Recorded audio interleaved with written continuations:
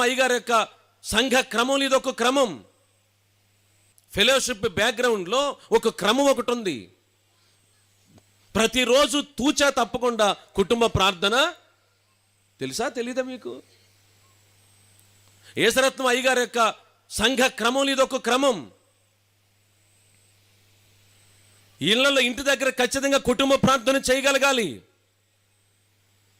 ఇళ్లలో దేవుని సన్నిధిని అనుభవించగలగాలి. హలో, మీకు తెలిసిన పాట ఒకటి పాడించి పిల్లలతో ఒక వాక్యం చదివించి, ఒక అధ్యాయమో 2 అధ్యాయాల్లో ఒక్కొక్కరు కొన్ని వచనాలు పంచుకుని కూర్చొని వాక్యం చదివి, ఒక రోజు రారా, 2వ రోజు రారా, 3వ రోజు ఖచ్చితంగా వాళ్ళ మనసులో దేవుడు కార్యం చేస్తాడు. వాళ్ళని పిలిపించి కూర్చోబెట్టుకుని కుటుంబం అంతా కలిసి సాయంకాలపు నైవేద్య ధూపాన్ని దేవునికి ఇవ్వగలగాలి. స్తోత్రం చెప్పండి గట్టిగా.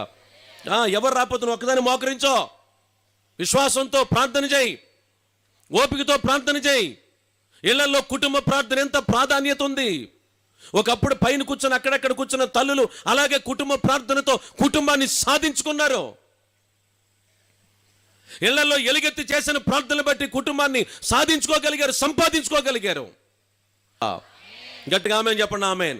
మీ కుడి చేతుల పైకి గట్టిగా ఆమేన్ చెప్పండి. ఆమేన్. ప్రార్థనా పరులుగా స్థిరపరచబడదుము గాక. ఈ సంఘ క్రమాలవి.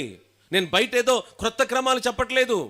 నాకు తెలుసు, నేను ఆ ఏరియాలో పుట్టి పెరిగిన వాడిని కాబట్టి ఈ మాట గుర్తు చేస్తున్నా. పెరిగింది ఎక్కడే కానీ మా పెదనాన్న వాళ్ళు ఆ ఏరియాలో ఉన్నవాళ్ళు కాబట్టి సగర్వంగా మాట చెప్తున్నాను. నేను సంఘాలకి, ఫెలోషిప్ అంతటికి ఏమండి ఆ శ్రేష్టమైనటువంటి ఆ ప్రార్థన అనుభవాలే.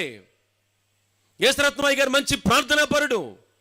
అందుకనే శాఖోపశాఖలుగా ఆశీర్వదించబడింది సంఘాలు. అనేక చోట్ల ఉన్నతమైన స్థాయిలో దేవుని పరిచయం జరగడానికి ఆయన మోకాళ్ళ అనుభవం, ఆ తర్వాత ఇలాంటి సేవకుల యొక్క మోకాళ్ళ అనుభవంతో సంఘాలు కట్టబడ్డాయి. కాబట్టి ప్రియులారా, సంఘానికి ప్రేరేపణ ఇస్తున్నాను నేను. సంఘం కొరకు ప్రార్థన చేసేవాళ్ళుగా, కుటుంబాల కొరకు ప్రార్థన చేసేవాళ్ళుగా, క్రీస్తు రాకడ కొరకు సిద్ధపరచబడ్డానికి ప్రార్థన చేసేవాళ్ళుగా, ప్రార్థనాత్మ చేత నా ప్రభు మిమ్మల్ని నింపి నడిపించునుగాక. అస్తమయ నైవేద్య ప్రార్థన.